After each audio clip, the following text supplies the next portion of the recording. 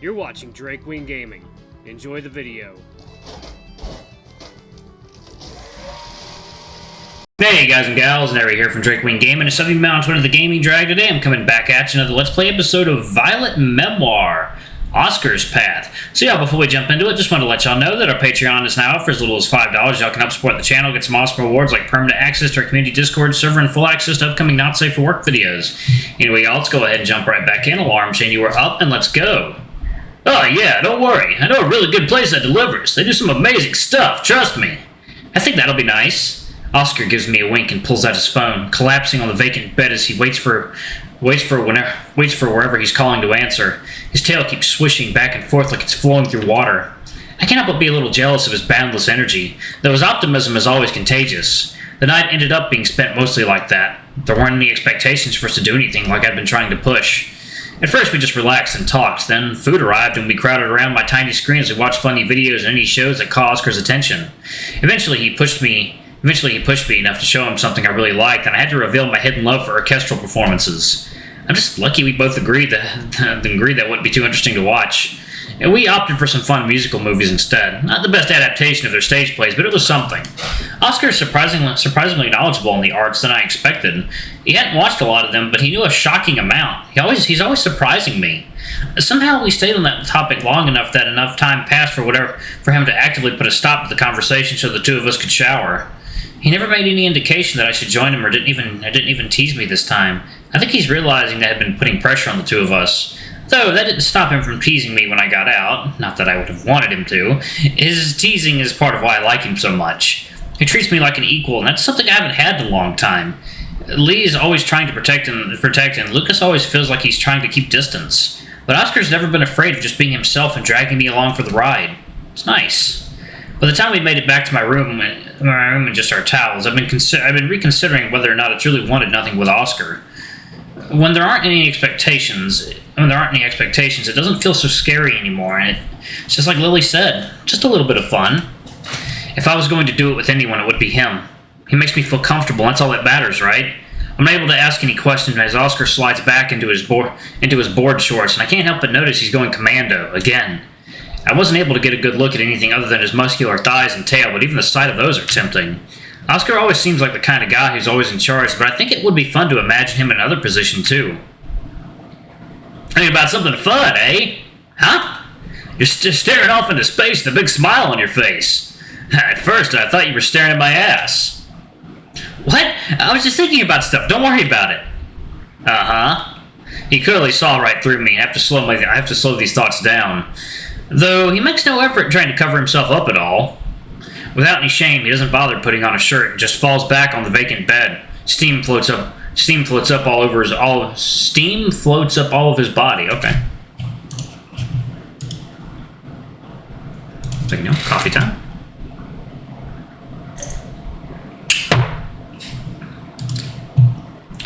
I discovered the painful way that Oscar's showers are insanely hot. I nearly got burned when I walked past his cubicle at one point. Stop standing and get over here. You're stressing me out, man. His tone was playful, but he's got a concerned glint to his eye as he stares over to me. It's enough to make me realize that I've not only been zoning out, but also standing here in just a towel. Oh, sorry. It's fine, man. I'm not complaining. You look good. You think so? I look down at the damp white fur that covers me from head to toe. I've never really considered my appearance to be of any significant note. My species are all naturally thin, but even amongst other weasels, I'm scrawny and undefined. I don't have an inch of muscle on me, probably due to my lack of exercise. I just look like a pretty below-average guy, but Oscar's gaze is filled with enough approval that it fills me with a sense of pride I've never felt before. Really, man? You're adorable. Guys would kill to not only look as cute as you, but have your talent for making guys flock to you. I'm nothing special, really. Yeah, that's what Grumpy's always tripping over himself to make sure you're doing okay. He does? That just makes him laugh when he slides off the bed to stand next to me. He guides me towards my nightstand where my clothes are stored and gestures down to it. Alright, little dude, let's get you dressed before you knock yourself out. It's gonna cool down soon, unless you want to cuddle up against me. It was his first teasing comment since we had that discussion outside, but I can tell it doesn't mean anything. That's just how he likes to lighten the mood. But a part of me still wanted to. There's a comfort that he's brought me these last couple of nights. Would you mind?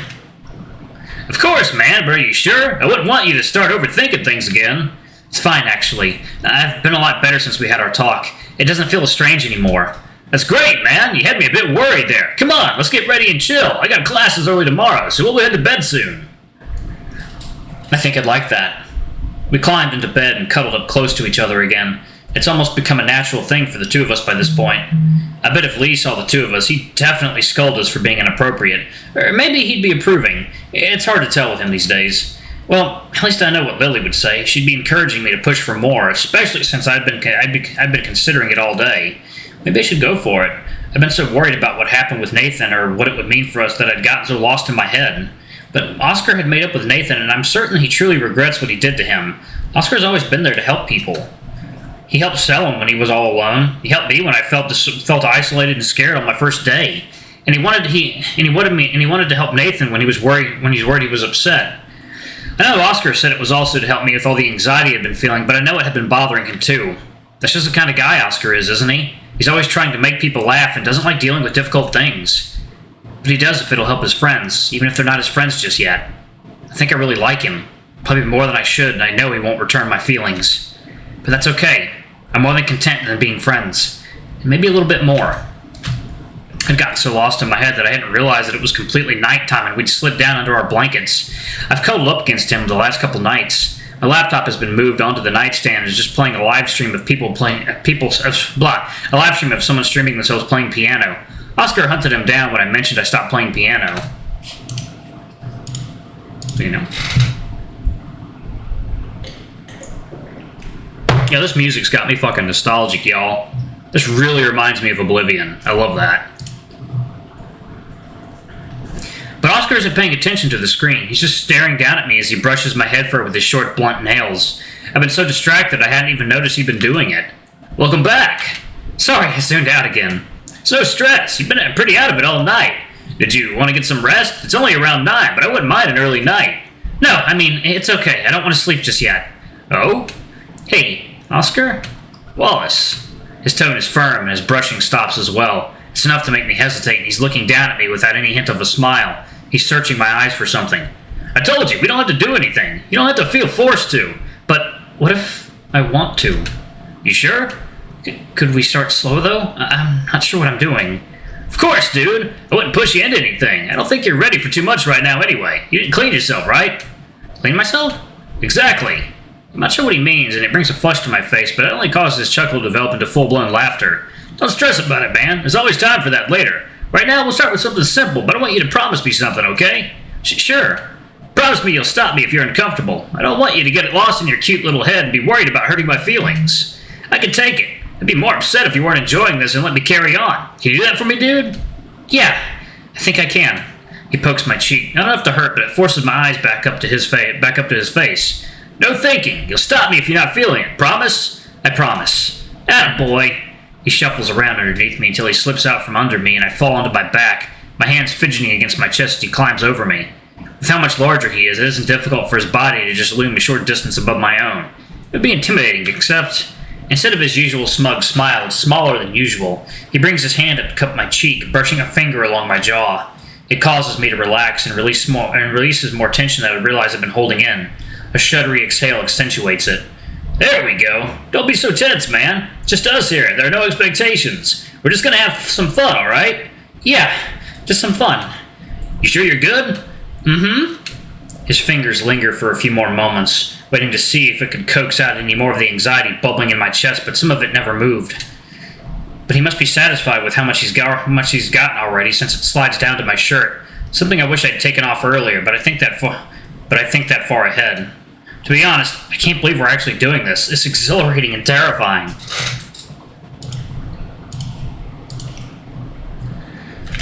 The position we're in forces one of his hands to be preoccupied with supporting his weight, but that doesn't stop his advances. His singular free hand brushes the collar of my shirt all the way down to my stomach. It feels more like a sensual massage than anything sexual, but it feels good regardless. Eventually, he reaches the bottom, the tips of his claws coming through the fur exposed by the small gap between the bottom of my shirt and the waistband of my underwear. My attention is so focused on Oscar's hand that the rest of him is just background noise, but for a moment, I swear I saw something cloud over Oscar's face. But it's gone, and when I check, and his expression still has that reassuring smile, that he won't meet my eyes anymore. Maybe the situation is embarrassing for him too. His hand pushes under my shirt and slides up to my belly button, but he hesitates from there. For a moment, I thought he was waiting for something, but he just stays there. Oscar, everything all right? Huh? Oh yeah, it's nothing. Don't worry about it. There's a part of me that wanted to protest, but his hand starts pushing up my shirt proper, and I'm forced to sit up as he brings his other one to assist in removing it. A giggle is forced out of my throat as we yank it off, and Oscar throws it off to the side, managing to snag it onto the back of the desk chair. Now the two of us are sitting in bed with no shirts on.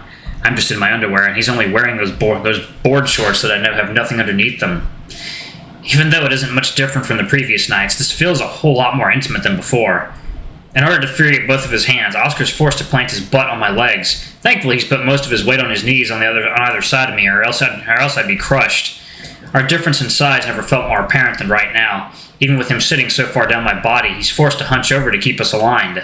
His hands both grab my waist, and I swear if he tried hard enough, his fingers might actually be able to touch. I don't know if that's scary or attractive or a mix of both. Despite how easily he could overpower me, his touch is gentle, and his blunt nails feel good as it slides over my hidden skin. My dense fur usually hides it well, so it's a lot more sensitive than I expected. I give a shudder, and it causes Oscar's hands to retreat. I thought he might have worried, but the look in his eyes is a mixture of surprise and of a little bit of fear. He notices my stare and quickly returns his hands with an out-of-character nervous chuckle that makes everything suddenly feel a lot more comfortable. Oscar? What's wrong? You've been really strange. Nothing, it's fine. It's snappy and lacking the usual friendly teasing he usually carries. His smile has totally vanished as well, and that only adds to the sinking feeling in my chest. He returns his hands to my chest, but his touch isn't as confident as before. His hands are shaking and the mood shrunk, but there's a determination in his eyes that I didn't quite understand. There's another moment of hesitation before his fingers glide through my fur, but it's lacking the sensual touch that he had before. It doesn't even have that comfort he usually brings. It's just stiff and awkward. Nothing like the Oscar I know, and I can tell he sees it too. Fuck! Oscar? Just give me a moment. A bit of nerves, you know? But it isn't just nerves. Anyone can see that. His breathing has been getting progressively heavier, and I swear I can see sweat dripping off his nose. Like, you know?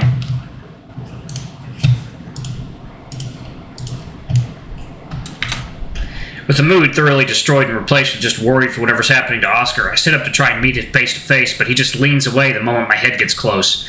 What? Fuck! As if I set off a time bomb, Oscar shoves himself off the bed, dragging the blankets with him until they're on a pile on the floor. I'm left lying on the bed in my underwear, confusion riddling my face. But Oscar isn't paying any attention to me. His head is in his hands, and he's just muttering something incoherent to himself. I can make out some words, but they're so jumbled and out of context they mean nothing. He looked nothing like the carefree Oscar that I've come to know over the week. There's no relaxing atmosphere or gentle smiles. There's just tightly wound muscle and a look of pained confusion. Oscar, what's wrong? Fuck, I can't do it. Oh, that is a new face. Holy shit, you know he means business now. My god. Do what? I can't sleep with you. I can't. Fuck me, I thought I wouldn't be like this. Did something happen? Did I do something wrong?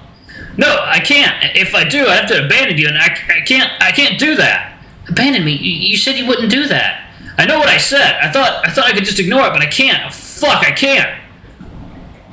Oscar's breathing has gotten even more intense, and he's begun to fully hyperventilate. He's finally let go of his head, but everything about his body language screams discomfort. I thought it'd be different with you. Everything's been so great with you so far. I thought we could just have some fun. Can we not? Fuck, I don't know. I didn't think. Oh, comfort him. Oh, shit.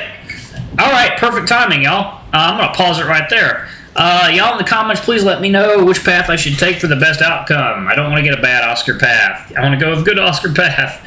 But yeah, thank y'all so much for watching. Don't forget to like, comment, subscribe, ring that notification bell, and check out our Patreon if you can. It always helps. Before I go, I'm going to give a quick shout out to our lovely bronze tier patrons. Thank y'all for all you do for the channel. We greatly appreciate the support. Thank you to our silver tier patron, Cade Silverman. Thank you for going a bit above and beyond. It's greatly appreciated. Thank you to our gold tier patron, Amber. You're awesome. We love you. Thank you for subbing to Ultimate Tier. Anyway, if y'all want to get your names in the credits, get access to not safe for work contents as little as $5. Alrighty, I love you all, and I'll see y'all in the next video. Bye-bye!